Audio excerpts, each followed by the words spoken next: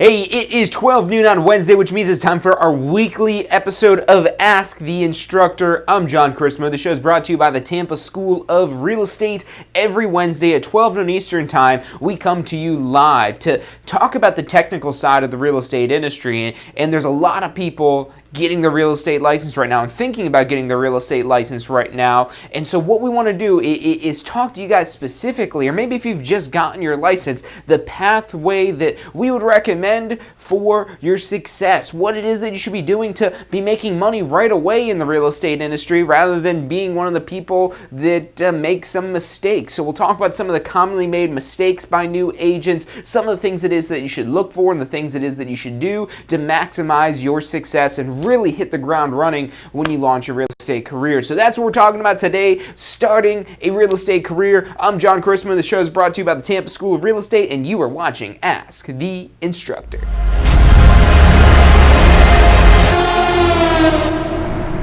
You are watching Ask the Instructor. Absorb the knowledge. Become the expert.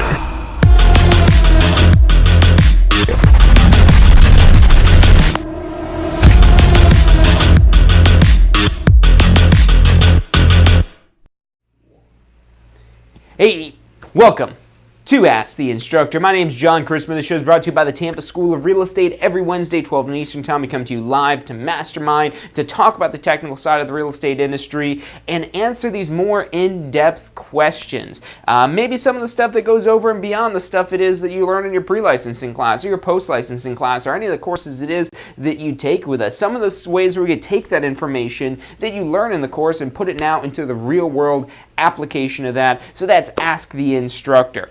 And what we're talking about today is if you're launching a real estate career. So a lot of people getting the real estate license right now. A lot of people getting into real estate. And it's a smart move right now because the market is on the rise. There's projected to be an increase in just the Tampa Bay area alone this year of 300,000 new people. 300,000 new people. And whether they're owning property or whether they're renting property, there's opportunities for us to earn a commission on either one of those situations, so renting or owning. And when we talk about kind of, plotting out your success in the real estate industry and making sure that you're having a successful start to your real estate career, a lot of this comes down to the definition, to defining what it is and who it is that you're looking to serve. So you could take on that expert information. With your real estate license, it opens up so many possibilities. I mean, there's the typical, what people most think about when they think about dealing with getting a real estate license is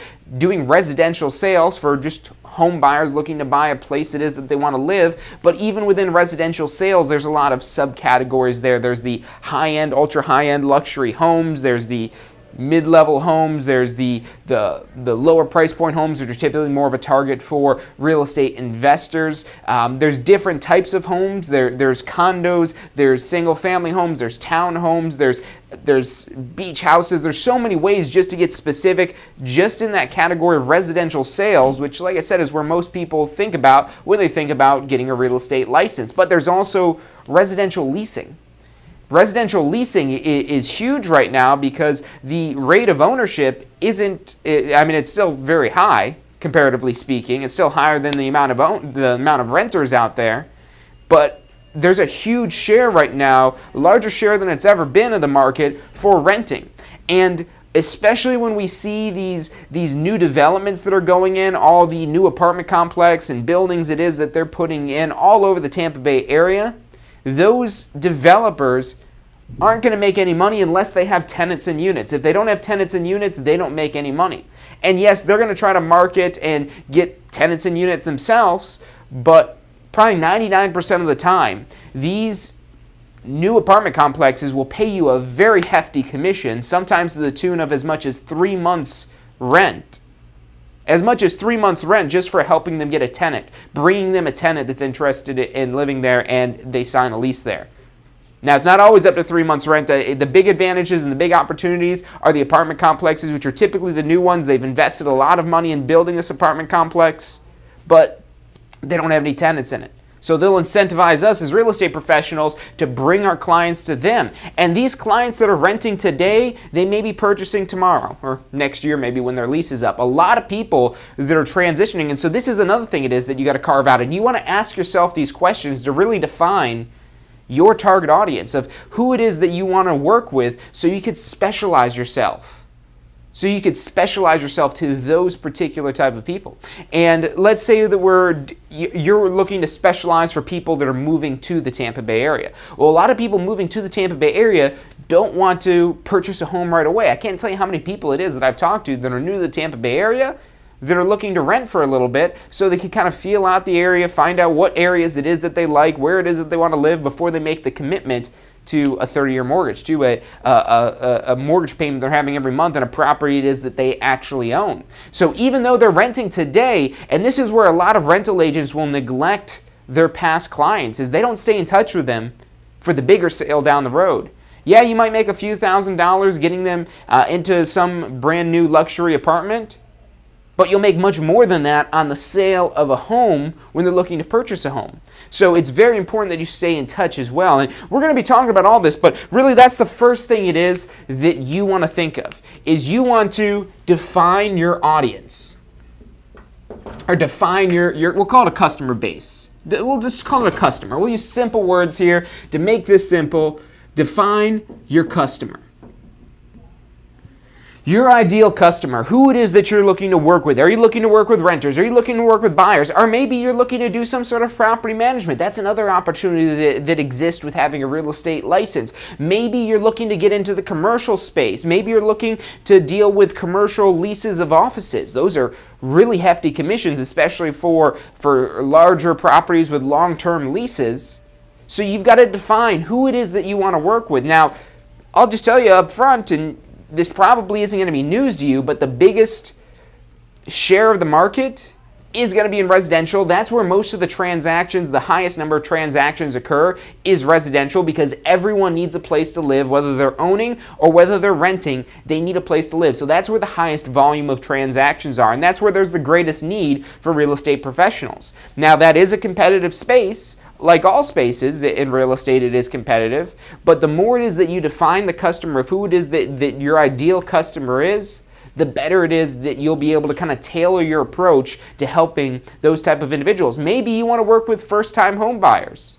Now, first-time home buyers, they usually have the lower price points. You're usually looking maybe around $200,000, maybe about $300,000 on the higher end, maybe as low as $100,000. That's your scope there where you're looking.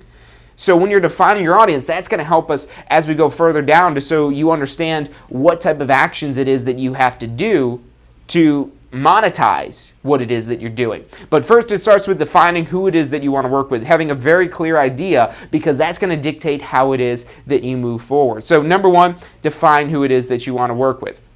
Now, once you've figured that ideal type of customer, maybe it's not a first-time home buyer. Maybe you're looking, because with first-time home buyers, it is a little bit more complicated of a process. Maybe you're looking to work with people that are second-time home buyers or third-time home buyers, making that kind of trade up into a larger property. Not only does our price point typically get higher here, but these are people that have already been through this. It's a little bit simpler of a process as well. Look, there's money to be made in either one. And, depending on your market, and when I say market, the Tampa Bay area is a market, but it's not a market that you're trying to target. You want to narrow down to, okay, what particular neighborhoods do I want to be perceived as the expert? And do the people in this neighborhood, do they line up with my target customer? So we define our target customer.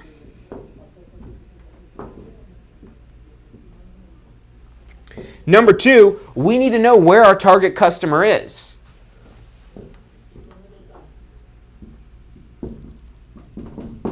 So we figure out who it is that we want to work with, but now we need to answer the question of where are they? And we want to research the neighborhoods of where it is that we're looking to concentrate our efforts to tap into our target customer. And if you find that the target customer, the ideal customer it is that you want to work with, you can't really nail down where it is that they are, that's going to make this a little bit more difficult for you. So that might be where you have to rethink who your target customer is. So let's deal with a couple examples here. First-time home buyer.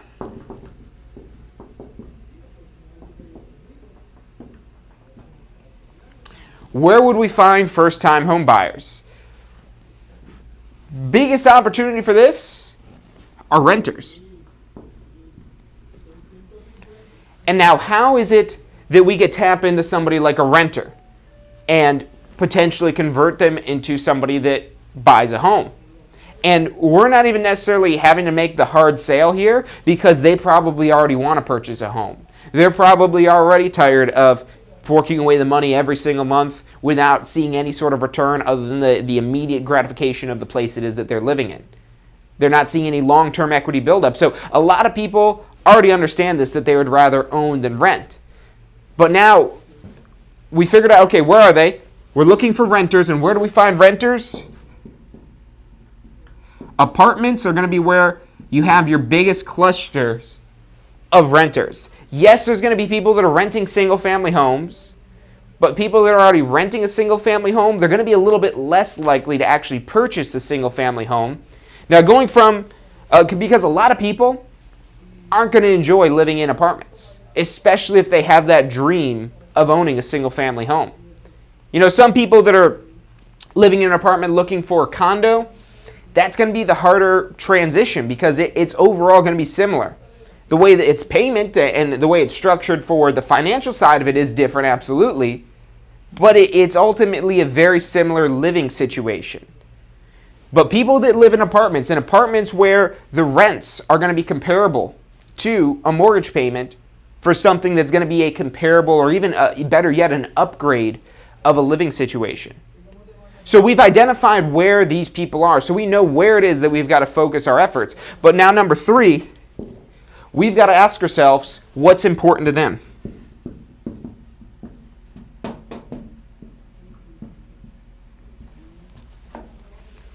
What is their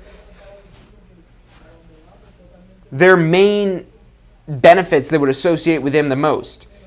So let's say we've defined our customer. Okay, we want to work with first-time home buyers. Now we ask the question, well, where do we find first-time home buyers?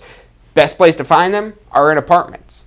And we're maybe searching in apartments that are, they're not the nicest apartments, because when somebody's living in an uber luxury apartment that is super nice, where, there's concierge and there's all kinds of great amenities, that's going to be a much more difficult sell going into a single-family home, unless it's one of maybe these master plan communities. Some of these master plan communities, I was looking at a video just this morning, maybe some pictures it was, of that new lagoon, the Crystal Lagoon out in Wesley Chapel, and all the things it is that they have there, like yoga, all kinds of like crazy little obstacle things in there. They had like the people with those little hoverboard things that go with the jet skis out there, like surfing around in it. So all kinds of crazy amenities there. So these are the questions you've got to ask. You want to know what answers to expect from these customers. That's what makes you a more effective salesperson, is you already have an understanding of this person and the things that are important to them. So when you speak, it makes sense to them. When you speak, you're just not rambling around talking about random things that don't benefit them directly, but you're speaking to things it is that they're interested in.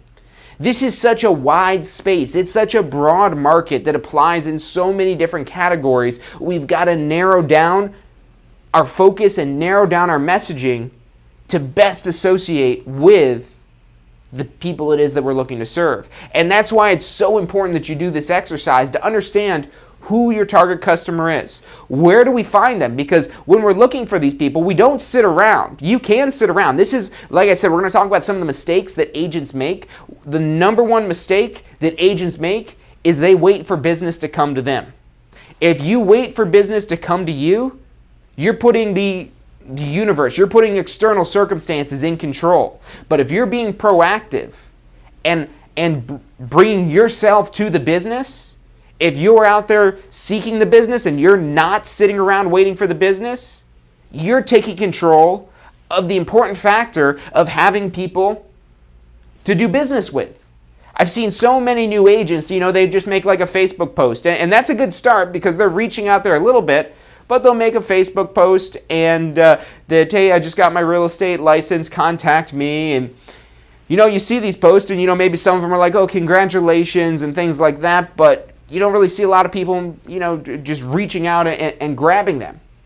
And when you're passive as opposed to active and seeking out the business, you're going to have a lot slower start. You will eventually get deals the more persistent it is that you are, but if you're looking to take time out of the equation, if you're looking to speed up your sales so you're not waiting 6 months, a year, 2 years to get your first deal closed, you've got to seek out business. But when you're seeking out business, I mean, you don't want to just go randomly down the street and walk up to people, hey, you need to buy or sell a house? Hey, you need to buy or sell a house? I mean, that could work. It's better than being passive. It's better than just sitting back in your office waiting for business to come to you. So if we define where it is that we want to go, maybe you go knock doors and go door knocking in a community. You know what? Maybe you don't like door knocking. Maybe you call on the phone. You don't like cold calling? Maybe you just send a letter or send a postcard, or maybe use some sort of digital advertising that's going to focus on the people that live in the area where those apartment complexes are. So there's so many ways to reach these people and actually be active to find them. Some of the ways aren't really going to cost you any money. Door knocking is great because it's free. Facebook is great, but it does require investment. It does require you to put money in there. And I recommend that you put the effort in, that you use the sweat equity up front. But one of the biggest mistakes is just being passive and waiting for business to come to you. There's a lot of people out there with a real estate agent, and a lot of them are sitting around waiting for business to come to them. And that's the biggest mistake, not only of new agents, but experienced agents as well. That they start to get complacent and they're just stop growing and trying to seek out new business, that they're just sitting around waiting for business to come to them. You have to go to the business. You go to the business, that's where you're guaranteeing your success. That's where you're taking control of your feed of clients by actually going out there and seeking out the clients and not stopping until you find people that are ready to transact. There's going to be a lot of people that you meet that are not ready to transact. But once you've weeded through them, you'll find the people that are ready to transact. But that's one of the big lessons that is going to really be impactful throughout the life of your career. Don't wait for business to come to you. Go to the business. Don't be passive. Be active. So I want to get down to fleshing out some of the things that are important. So when we're going out to this business, that we know what it is that we should say, what it is that these people are looking to hear, the things that are going to be interesting to them. Because that's important when you're trying to seek out business, is bringing them information that's relevant to them, that they actually care about, that they're interested in. And we're going to talk about that some more, but first we're going to take a quick commercial break, so stick with us. I'm John Christopher. You're watching Ask the Instructor. If you've been thinking about real estate, look, in this current market, it's hard not to. There's so many opportunities that exist out there for residential real estate, commercial real estate, business brokerage, property management. I mean, it's ridiculous how much opportunity lies from having a real estate license. So look, if you've been thinking about getting a real estate license, I mean, it's minimal cost compared to starting other careers and starting other businesses to get into this. So I urge you to check it out and give it a try. I mean, even if you're just using your license for personal use, you've got huge, immense benefits there. Go to this link. It's licensefl.com. That's licensefl.com. Put that link in the description. It's got your step-by-step guide to get a Florida real estate license. And look, check it out. Give us a call. We're here to answer any questions it is that you have, and go out there and make some money. Does your current career allow for unlimited income potential? With a career in real estate, the sky is the limit. What you put in is what you get out. Find out more about how you can tap into the unlimited income potential of a career in real estate at tampaschool.com. Did you know that statewide only about 50% of test takers pass their state exam on the first try? At the Tampa School of Real Estate, we've broken down passing the class and state exams into 4 simple steps: learning the information, reinforcing the information, testing your knowledge, and being confident and prepared. View the details of the full strategy at passfirsttry.com. That's passfirsttry.com.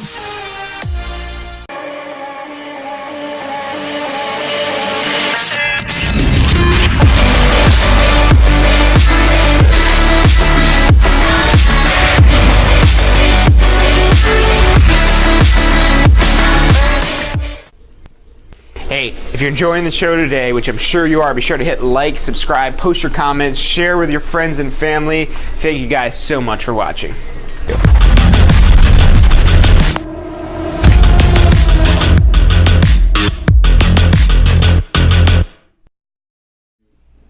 Hey, welcome back to this week's episode of Ask the Instructor. I'm John Chrismo. The show is brought to you by the Tampa School of Real Estate. Every Wednesday at 12 noon Eastern Time, we come to you live to talk about the technical side of the real estate industry. And today, we're talking about launching your real estate career. And these are important questions that you want to ask yourself to plan for your success in real estate, to make sure that you're ready, you know what to do and who to seek out to actually make money. You don't want, the biggest mistake is being passive. So many new agents will just go get their license and then just sit around and wait for business to come to them. And it takes a long time for business just to come randomly show up to you. If you're not out there at the very least letting people know, saying, hey, got a real estate license here, use me, at the very least. I mean, and that's not even going to be something that's going to make you six figures in your first year. If you're looking to really go out there and make some serious money in real estate, you've got to be intentional. You've got to be active. You have to do things, not just sit around and wait for things to happen to you. So part of this kind of whole doing, because if we're just out there, running around like a chicken with our head cut off, just trying to find anybody that wants to sell a house, that's going to not only stress us out, because there's so much that's unpredictable, but also make it more difficult on us. But if we're seeking out a particular type of client, and depending on where it is that you're looking for business, if we're going to apartments looking for business, those are first-time home buyers that are going to be there. Those are people that are currently renting, and even if they had owned a property before, they're considered a first-time home buyer if, for a lot of programs, if they haven't owned a property, I think it's in like 3 years. So if they haven't owned a property in the last 3 years, for most programs, they're considered a first-time home buyer, and they're qualified for all the same first-time home buyer programs as somebody who had never owned a property before. So that's who you're dealing with apartments, and you've got to really define what's important to them. So look, test this out. Depending on your approach, depending on how it is that you're trying to reach these people, you want to test. You want to see what works and keep track of what works and what doesn't work, and do more of what works. Don't do what doesn't work. So figuring out what's important to people that are renting. So number one, equity.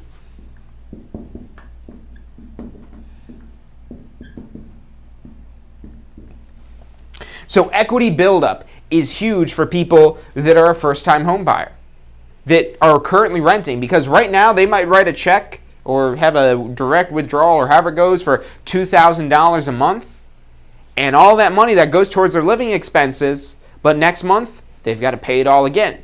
And anything that they've paid the previous month doesn't help them at all for the next month. And it's this constant cycle. If you stop paying, 3 days of non-payment and they can evict you. And there's no return on the investment from renting. Now, it does give you flexibility, it does give you mobility, it does give you the options, but ultimately it's not a great long-term solution, especially for somebody who is looking to stay in a place for so many years. That's somebody that's looking for the equity buildup. So equity buildup is huge. But most people already know about the equity buildup. So you want to gauge the things it is that your target customer already knows about. Because if they already know about something, if you're not bringing them new information that's going to help them, they're not going to be interested. They're going to say, yeah, I know about equity buildup, but I just like renting better. Or maybe there's some sort of reason or excuse it is that they have, some sort of objection to purchasing. And that's what we want to get to. But we want to know what's important, because some people might not know the equity buildup. They might not know about that. And this is where, if you look at if we pull up amortization, matter of fact, let's pull up an amortization calculator right now, just so you could, and you learn about amortization in your pre-licensing course. You actually learn how to amortize a mortgage. And what amortization tells you is basically how much interest you pay versus how much principal. So let's pick and you can just Google amortization calculator, be able to do this on your own. You'll learn about how to calculate this on the exam, but it is faster to just use these calculators because it is a lot of math for this here.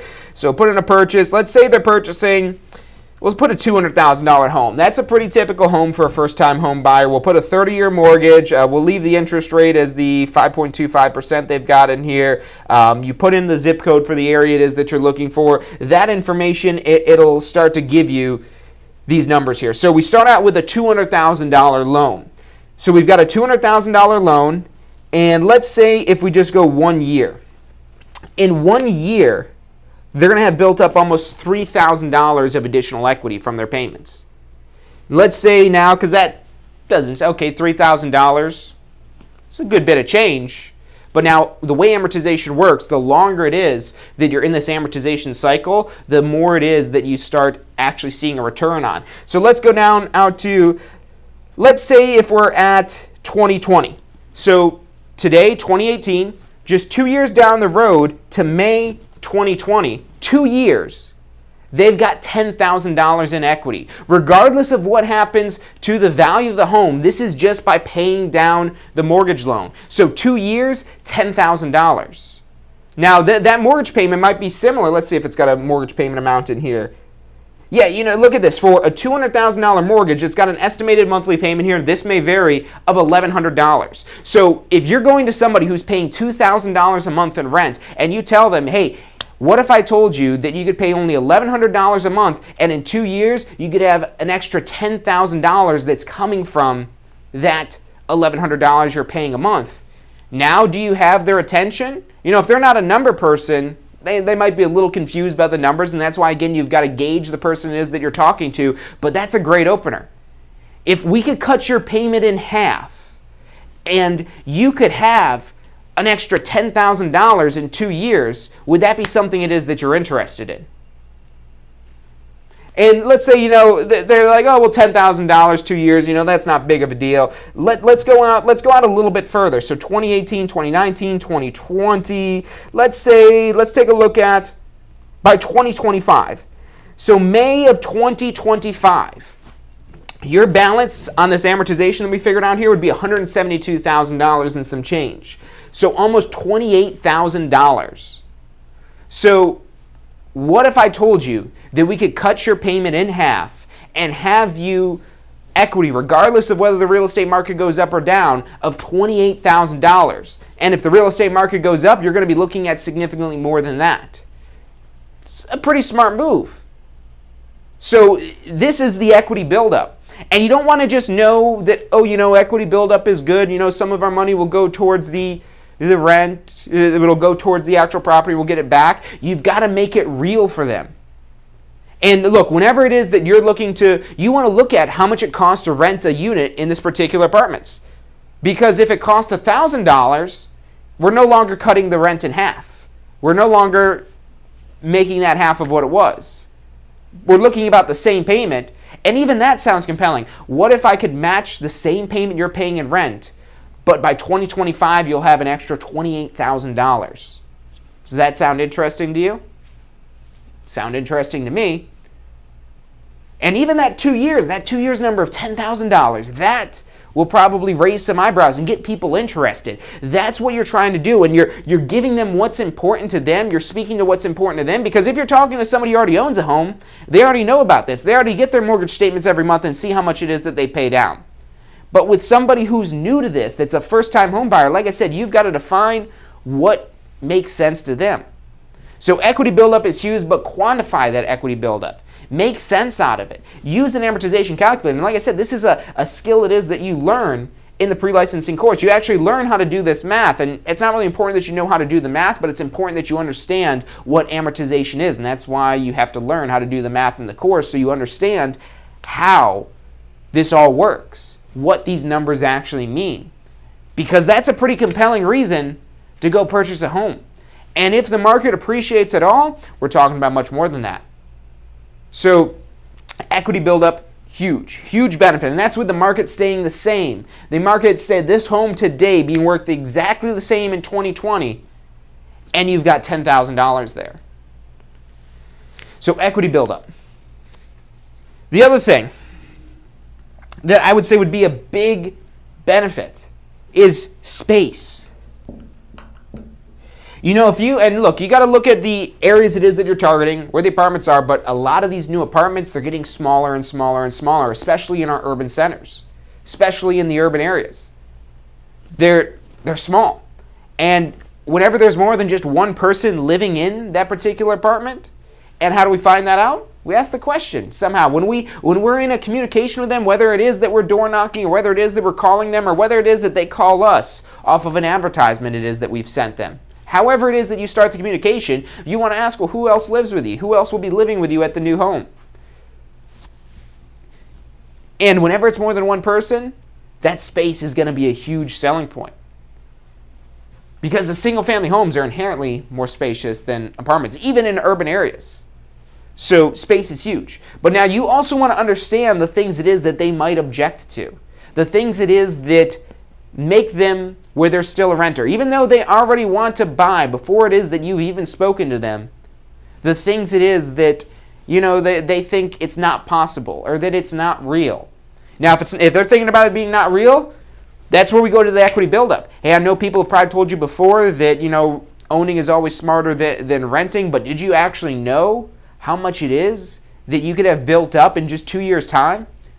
If we take your mortgage payment, we cut it in half, and with a standard amortization at a relatively higher rate than what's available in the market right now, so even if you don't have the best of credit, that's $10,000 in 2 years.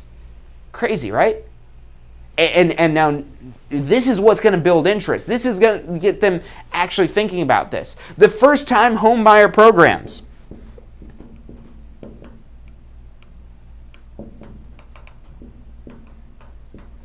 So when we're dealing with first-time home buyers, there's a lot of first-time home buyer programs that exist out there. One of the objections they might have is, well, my credit really isn't that good right now. Well, if your credit is good enough, would you be interested in purchasing? If we could get a lender that would give you a loan at reasonable terms with your credit currently, would you consider purchasing?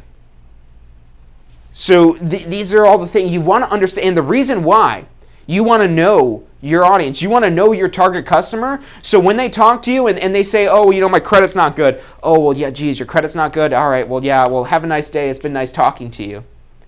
You want to be the knowledgeable professional. And there's so much knowledge that exists in the real estate industry, it's impossible to know everything. I don't care how long it is that you've been in the real estate business, it's impossible to know everything. I mean, you forget a lot of stuff in the real estate business, but when you have a specialization, when you're seeking out first-time home buyers and you're developing a system, that's what a business is. A business is a system that takes something, improves the value for the customer, offers value to the customer, and earns money in exchange. So when we've got this system, we know what's on the minds of our first-time home buyers. When they bring up the issue about credit, it's like, oh, well, look, don't worry about that. We've helped a lot of people get into a home, even with terrible credit. So I'm sure we've worked with people with worse credit than yours.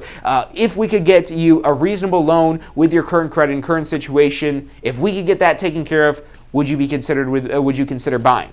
So when you know what it is that they're going to say, you could have a response. You could know how to handle that complaint. Home buying sounds really awesome, but my credit isn't good. Well, look, I completely agree. I know credit's a big thing, but let me tell you this. We've actually worked with a lot of people that never thought they'd been able to purchase a home before, but we've made it possible for them. If we can make it possible for you with your current credit, with little to no modification of what it is that you're doing now, and get you a loan with reasonable terms, would you consider purchasing?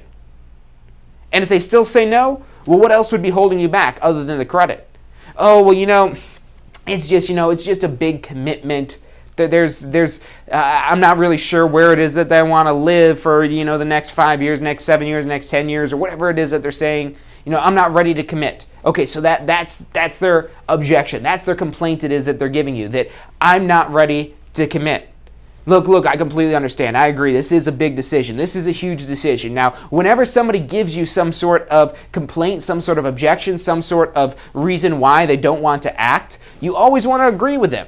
Because if you don't agree with them, if you say, oh, well, no, don't worry about that, you'll be happy about it in the end. Oh, well, I don't know. No, trust me, you will be. And now it's a back and forth of arguing.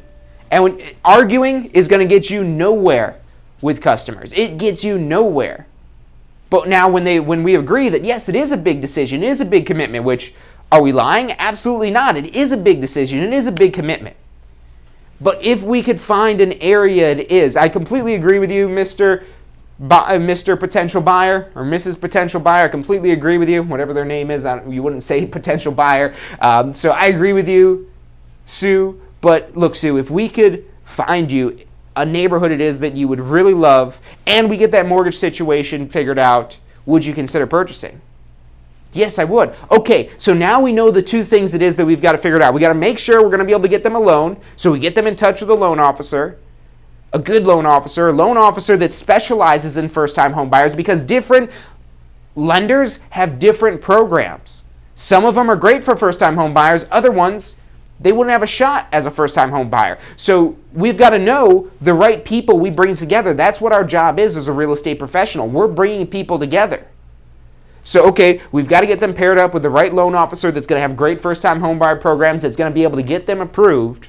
So we've got to make that connection. And if the lender it is that we send them to isn't able to get it done, who else? Who else can make this possible? Because there's lenders out there vying for their business. Lenders that are better than other lenders. Not overall better, but better for that particular client. They have a program that better matches the needs of that client. And so getting them in touch with the right people, with the right lender, that's essential, especially if they're worried about being able to obtain that financing. Well, let's see if we can. Let's find out. You'd be surprised how many people get approved for financing. Talk to my friend here at this company. Real good person, real great person. They really care about their clients. And even if you're not able to get approved now, they'll tell you what it is that you need to do. So 6 months, a year down the road, you'll be ready. And even if they say, well, I'm not ready to buy yet. Well, when I completely understand, I completely agree with that. Remember, always lead in with the agreeing. I agree that, this is a big decision and you might not be ready for this year. I mean, maybe you still have 6 months on your lease or whatever that may be. I completely agree. If we could get you out of your lease early, if I could get you out of your lease early, would you consider buying? And they're going to think that that's not possible. They're going to think that you can't get them out of their lease early. And how do we get people out of leases early? Well, there's two options in most leases in Florida. Number one is that they've got to pay 3 months. I believe it's 3 months, maybe 2 months in a cancellation fee. It's usually about 3 months. So we might be talking, if they're paying $2,000 a month, $6,000. So how do we take care of that $6,000? We negotiate that into the deal. We negotiate that. That's what we do. We negotiate. We find a seller and we get $6,000 in concession to be able to pay for that.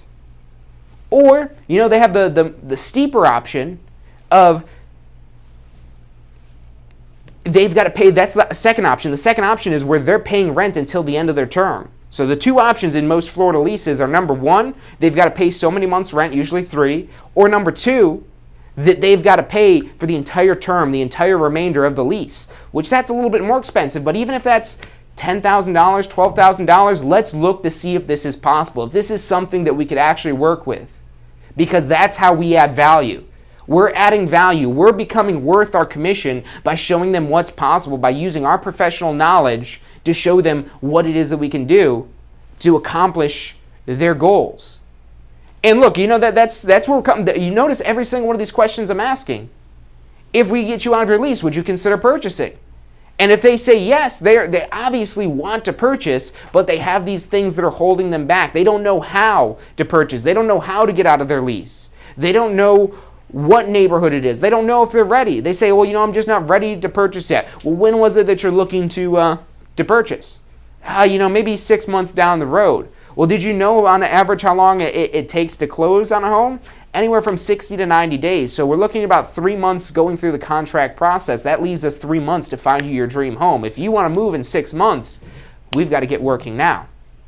Notice how we've taken that information it is that they've given us, and now we've taken that and showed how we could add value. Even if they say, I'm not going to be ready for at least a year. Okay, well, great. Well, what I could do for you now, just to make sure you will be ready in a year, is we could get you set up to find the homes. We could start looking, we could start kind of taking a look at some communities. I could send you some information about different communities. We're developing the relationship. We did an episode a couple weeks back on knowing your customer and knowing where it is that they are on a pipeline. We had a pipeline up here, kind of like a funnel thing drawn up on the board. And the people that are a year out, we still need to contact them, but not as directly as the people that are ready to purchase right now. If they say, hey, look, I'm not ready, and maybe about 3 months I'll want to move. That's when my lease is up. Well, 3 months, we've got to get cracking right now to be able to get this moving. We've got maybe a month to find you the home in order for you to close on it by time it is that you move, and give you enough time so you're still within your lease and you don't have to renew and you could still move out. So knowing this information, and if we don't know our target customer, if we don't know what's important and what applies to our target customer, we're not going to have answers to these questions. They'll just say, my credit's bad. Oh, geez, credit's bad. All right, well, okay. Nice talking to you. Here's my card. Call me if your credit ever gets any better. Why would they call you? What value did you add? You didn't. We have to know how to add value because that's what we're paid for. We're paid for adding value. If we're not adding any value, you're going to have a hard time earning commission. That's the scam artists. They try to make money without doing anything valuable. They try to just make the quick, easy bucks without doing anything. Remember, you've got to be intentional. You've got to be active. You've got to help and have this knowledge. And this becomes so much easier when you have a specialization.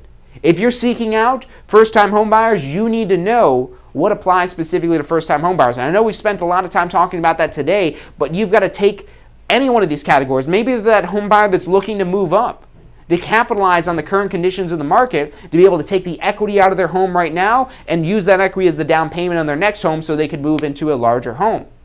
And figure out now how it is that we target them. What is it that we do to find those people? So you've got to ask these questions, and then you've got to figure out what's important. So know your customer, know where their customer is, because if you can't find them, it doesn't matter how much it is that you know about first-time home buying and programs and how we can make this possible. That doesn't matter if you don't know where to find these people. But those three things are super important. Number one, knowing who it is that you need to specialize in.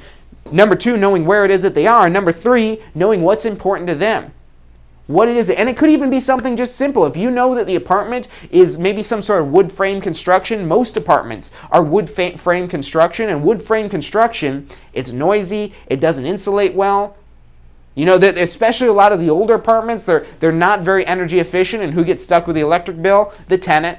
So if we get them in a newer home that's more energy efficient, not only are they having that whole potential for the equity buildup, but they're also having that potential of savings on their monthly electric bill because of having a more energy efficient place to live. So you've got to know what's important, what information it is that these people are going to be finding out. And part of this, because you don't want to get stuck in paralysis by analysis, getting stuck, being paralyzed and not doing anything, not being active because you're busy just focusing on being ready, you're never going to be 100% ready. No matter how long it is that you've been doing this, there's always going to be things that pop up that you don't plan for. So sometimes you've just got to go out there and go off of what it is that you know already. Do a little bit of research. Know a couple of the main things. The stuff it is that we talked about today should give you enough ammunition to be able to go out there and seek out a first-time home buyer. Or if you're working with some different segment of people, know what applies to them. In Tampa, we've got a lot of veterans. Maybe you're trying to tailor your business. Maybe you're a retired veteran yourself, and maybe you want to help other veterans or other active military purchasing home. There's so many programs that are available to people that are in the military or that served in the military. So you want to know about that and what questions it is that they have and what objections it is that they might have. And really remember, the objections, they're just a complaint. It's their excuse as to why they haven't done what it is that they want to do yet. So you've got to know what's important to them so you have the answers when they ask you the question, because you're not adding value if they say, oh, my credit score's not that good. Oh, geez, well, it's not. All right, well, I had no sense of me talking to you then. Have a nice day. Have a nice life. No, especially if their credit isn't as bad as they think it really is. Everyone thinks they've got bad credit, even if they've got an 800 score. Do the scores even go to 800? Pretty sure they do. So even if people have great credit, even if they have great credit, they might think it's not possible. And especially if they tell you that's the reason that's been holding them back, well, if we get that figured out, if we get you a reasonable loan, would you consider purchasing? And if they answer no, well, what else? What else is holding you back other than just the financing? So we've got to know how to find this information. We need to know how to get the answers that will give us the information that tell us what to do. Because if they told us, hey, our credit's not good and we're not sure where it is that we want to live, okay, we get them with the mortgage loan officer that'll be able to get them with the good first-time homebuyer programs. And then we also start sending them some information about different neighborhoods. Hey, this is this neighborhood. This is this neighborhood. What is it that you're looking for in your ideal neighborhood? Oh, okay, I've got this neighborhood over here that I think would be great for you if this is what you're looking for. And now we're solving that problem for them. That's what we do. We solve problems. We solve problems, we add value, and we get paid for that. So got to know what's important to your customer. We're going to take a quick commercial break, but when we come back, we've got a few more minutes left. We're going to get into more detail about really kind of planning for your success. We've talked about understanding your customer and taking action with your customer, but what are some of the other things it is that you've got to do to be successful in real estate? So stick with us. I'm John Christmer. You're watching Ask the Instructor. Hey, so if you're thinking about starting a real estate career, it could feel a little overwhelming sometimes. Look, that's completely understandable. That's why we're here to help. If you haven't already, check out our Success Center, tampaschool.com/success, or if you don't even know where to begin, give us a call. We'd love to help you out. We've got advisors standing by to answer any questions you have and assist you in any way it is that we can. Our phone number is 813-928-0106. Again, that's 813-928-0106. Give us a call. We're the Tampa School of Real Estate. Do you want a career that allows you to be in control? With a career in real estate, you'll get to call the shots. Whether you're looking at starting part-time or want to become the next top agent, a career in real estate makes it possible. Find out what it takes at tampaschool.com. Do you want to incorporate studying for your real estate exams into your busy schedule? Now you can review the key topics you need to know to pass your class and state exams with our MP3 audio review. Simply pop in your headphones or connect to your car to reinforce crucial information while you exercise or drive. Listen to the first unit for free at mp3audioreview.com. That's mp3audioreview.com. Are you thinking about a career in real estate? Hey, I'm John Christman with the Tampa School of Real Estate, and we've helped thousands of people just like you obtain their real estate license. If you're thinking about a career in real estate, give us a call. The phone number is 813-928-0106. Our advisors are standing by to answer any questions you have and assist you in any way they can.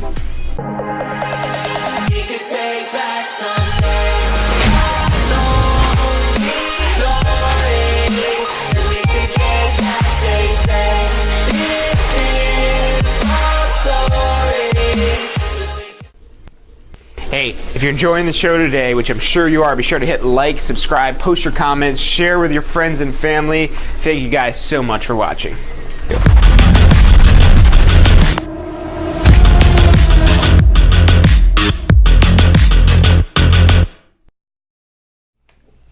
Hey, welcome back to this week's episode of Ask the Instructor. My name is John Christmo, and this show is brought to you by the Tampa School of Real Estate every Wednesday, not Friday. Friday we do State of Real Estate. Every Wednesday at 12 noon Eastern Time, we come to you live for Ask the Instructor. And with Ask the Instructor, we're talking about the technical side of the real estate industry. And one of the most technical things is starting your real estate career. When you're moving into this field where you might have some basic knowledge, you're going to learn some good knowledge in your pre-licensing course, but there's still so much to learn out there. That's why we started Ask the Instructor. This was our first live stream that we've done, and we've been doing this for over a year, and I think we're going on 2 years almost now, of doing Ask the Instructor every Wednesday, an hour long, to answer your questions as well as prepare you to be successful. That's what this is all about, giving you the information it is that you need. We originally started this out just for our past students, but we've opened it up to everyone because we know that if we help more people, it's going to be good for us. The more people it is that we can help, the better it is for us. And that's the attitude it is that you want to go into your real estate career as well. That you're helping people. That's how you get paid. That's how you make money. You earn commission. You don't make money. It's impossible. It's illegal. Not impossible, but illegal to make money. To make money, meaning to print money, is illegal. They call that counterfeiting. It can be done, but it's illegal to make money. Earning money, however, is how most businesses generate revenue. That's how real estate professionals generate revenue, is they add value. And the more value it is that you add, the more of a deal it is that you are. And when somebody got a great deal, even though they might have paid full price for your services, and look, when they're a buyer, they're not even paying for your services. It's the seller that's paying for your services. And when they get a great deal for no cost to them, that might be another objection. I know we're kind of getting stuck on this first-time home buyer stuff here, but this is a huge market because there's such a large share of renters out there currently. It's a very untapped market, especially as people are transitioning into the Tampa Bay area. A lot of people are looking to initially start off renting property, but they eventually want to purchase. They eventually want to buy. You want to know what's important to them, and one of those things that might be holding them back, especially if they've never bought a home before, and one of the things that might turn them off on you almost immediately, is they think it is that you're going to have to, they're going to have to fork out money, that they're going to have to pay a commission to you for helping them buy a home. Why would they want to do that when they can just go on Zillow themselves? And how do we find out this information? Well, they say, actually, we get to them where they say, yeah, I have been looking at purchasing homes. I've been browsing on Zillow. I've been looking at a few things. Haven't gone and looked at anything in person yet, but I've had my eye on it. Well, that's great. That's fantastic. What have you found? What do you like? Well, I figured I would just do this myself. Well, look, I completely agree that, you probably want to save money in this process, right?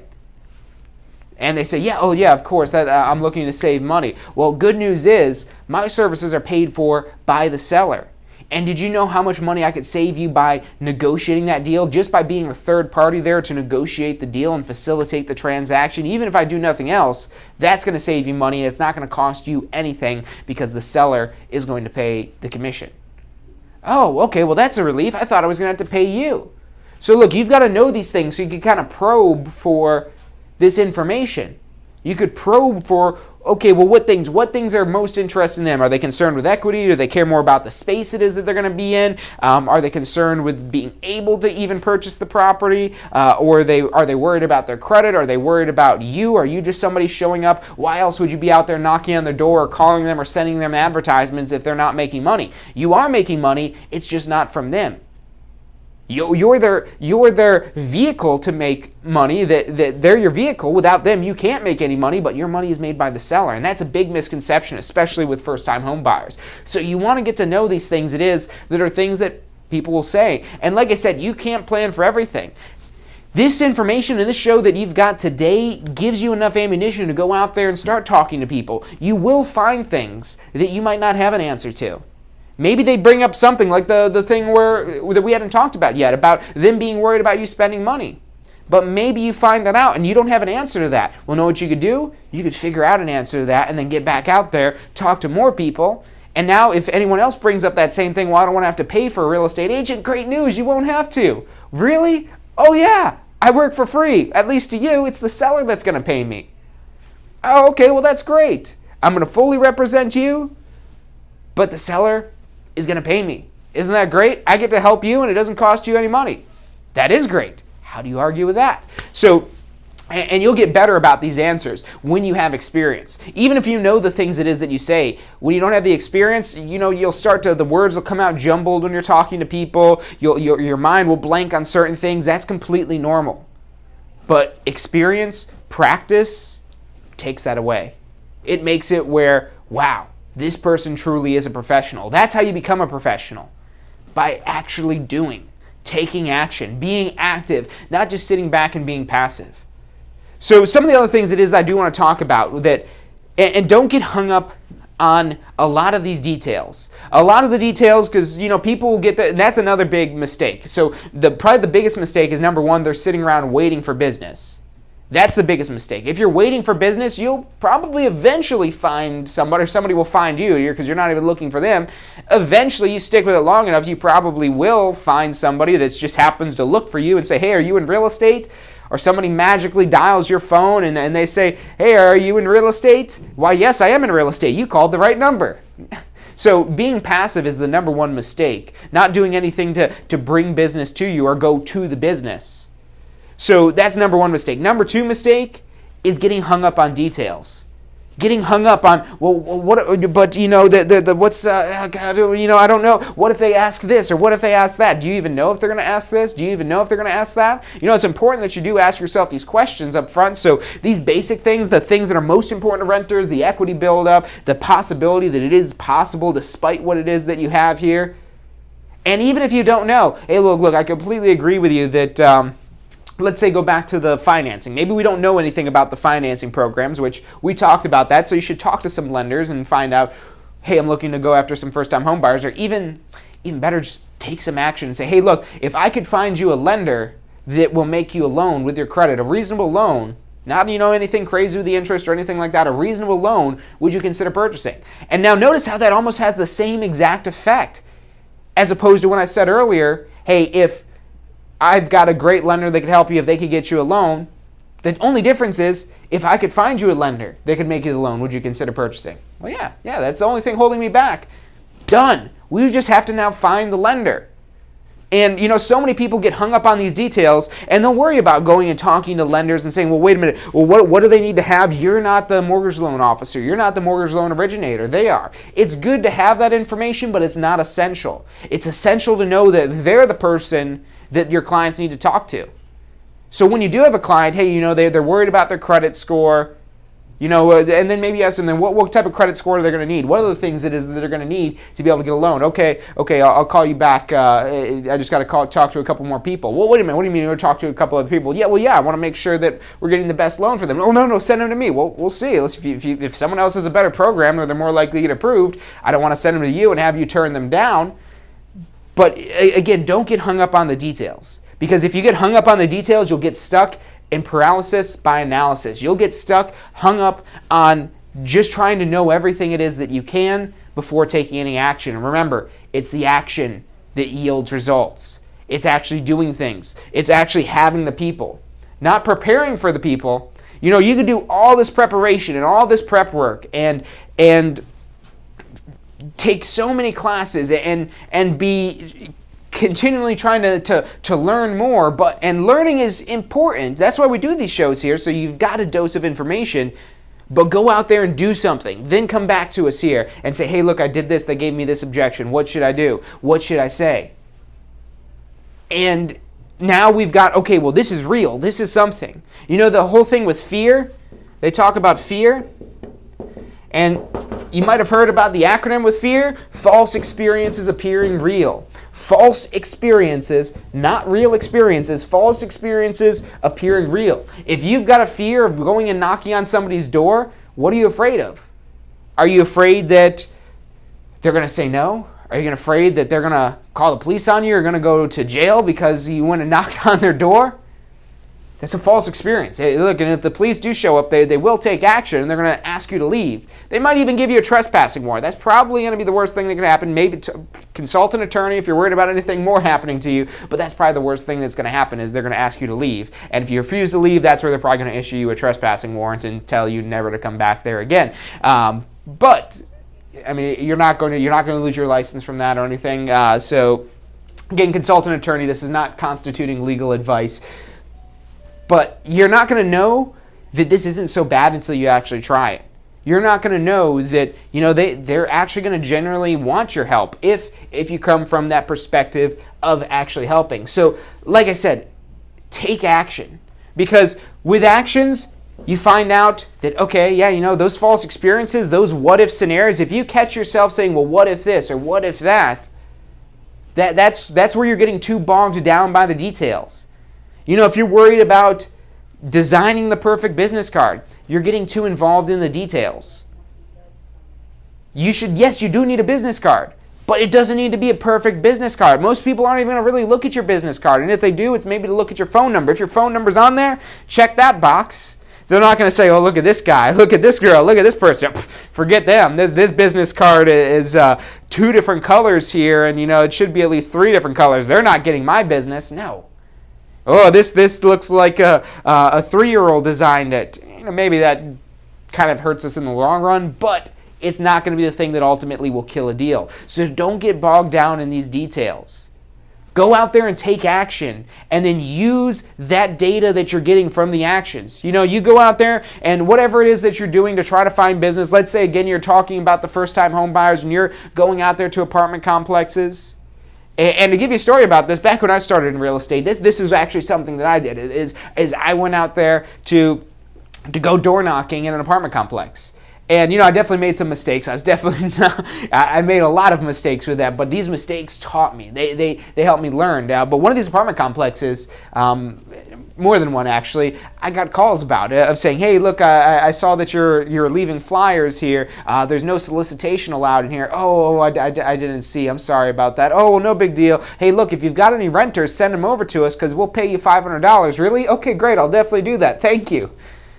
And that was my worst experience with door knocking in a no solicitation apartment complex. Now, results may vary. Again, this is not legal advice, but that was my worst experience. And I did quite a bit of door knocking. So look, taking action, and look, if that just completely terrifies you, look, you don't have to do that. I recommend that because it's a very sweat equity strategy. That's why I did that, is I didn't have money to start in real estate. I always worked on a bootstrap budget, but I did have time. Time was what I had. Now today, time is more of the issue. But back when I started my real estate career, plenty of time to do whatever. So why not go try to hunt down some clients? And so I did that, and like I said, that was my worst experience. And going before that, my heart was, I remember the first time I went door knocking, my heart was pounding. And I was so scared, I was so worried. And the first couple doors I knocked on, I barely could get the words out. I was like, hello, my name is John Carissimo. I'm a realtor. Oh, no, wait, don't close the door. So look, that'll happen. You'll have some bad experiences, but those bad experiences, those failures are ultimately what's going to make better. What's more important is that you're taking action, because the details don't get you business. The planning doesn't get you business. It's the action that gets you business. So go out there, get some data, figure out what works, figure out what doesn't, do more of what works, do less of what doesn't. Really don't do anything that doesn't. But find out what works and do what works. You say something to somebody and they say, you know what, I do actually want to buy a house. Okay, now you maybe take some notes after you're done talking with them. What did I say that made them want to work with me? You keep track of that, and then you do it again and do it again and again. And now all of a sudden you've got a whole pipeline of business. And now you can start spending money on advertising. You could start investing in your business. You could maybe hire an assistant. You could really grow and scale your business, but it all starts with having business to begin with and finding those first couple deals, which that's usually the hardest to do, is getting your first couple deals done. Your first few deals are the most difficult, but get through them. Put the action out there. Make the mistakes. Have your failures, but recover. Fail forward, as they like to say. Make your mistakes and get better. So that's about all the time it is we have on this week's episode of Ask the Instructor. I thank you guys for tuning in today. I hope that you do take action on some of this information. Look, if you don't have a real estate license yet, and this is something that you're interested in, call us up. Our phone number's below. It's 813-928-0106. Again, that's 813-928-0106. You can also check us out online at tampaschool.com. We've got a lot of information on there to help you launch your real estate career. We want you to be successful. We want to see you out there making money, because if you don't, that's bad on us. That's why we do these shows. We want to see you making money. We want to help you. We want to do everything it is that we can, and that's why we started Ask the Instructor and later State of Real Estate, these two shows, and why we do videos every single day to give you knowledge and information that will help you have a successful real estate career. Because if we can make you successful, you'll be a customer of ours for life. So that's our goal, to make you a customer for life by making you successful. We're here to help you. We'll answer any questions you have and assist you in any way it is that we can. Again, that phone number is 813-928-0106. You can actually see the steps to get your real estate license at License FL. That's License FL, like Florida, licensefl.com. So check that out. Again, if you've got questions, 813-928-0106, 813-928-0106. Thank you guys for tuning in, and I'll see you Friday for State of Real Estate. If you've been thinking about real estate, look, in this current market, it's hard not to. There's so many opportunities that exist out there for residential real estate, commercial real estate, business brokerage, property management. I mean, it's ridiculous how much opportunity lies from having a real estate license. So look, if you've been thinking about getting a real estate license, I mean, it's minimal cost compared to starting other careers and starting other businesses to get into this. So I urge you to check it out and give it a try. I mean, even if you're just using your license for personal use, you've got huge, immense benefits there. Go to this link. It's licensefl.com. That's licensefl.com. Put that link in the description. It's got your step-by-step guide to get a Florida real estate license. And look, check it out. Give us a call. We're here to answer any questions it is that you have, and go out there and make some money. Does your current career allow for unlimited income potential? With a career in real estate, the sky is the limit. What you put in is what you get out. Find out more about how you can tap into the unlimited income potential of a career in real estate at tampaschool.com. Did you know that statewide only about 50% of test takers pass their state exam on the first try?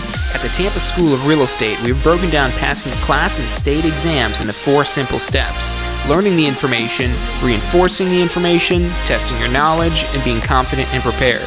View the details of the full strategy at passfirsttry.com. That's passfirsttry.com.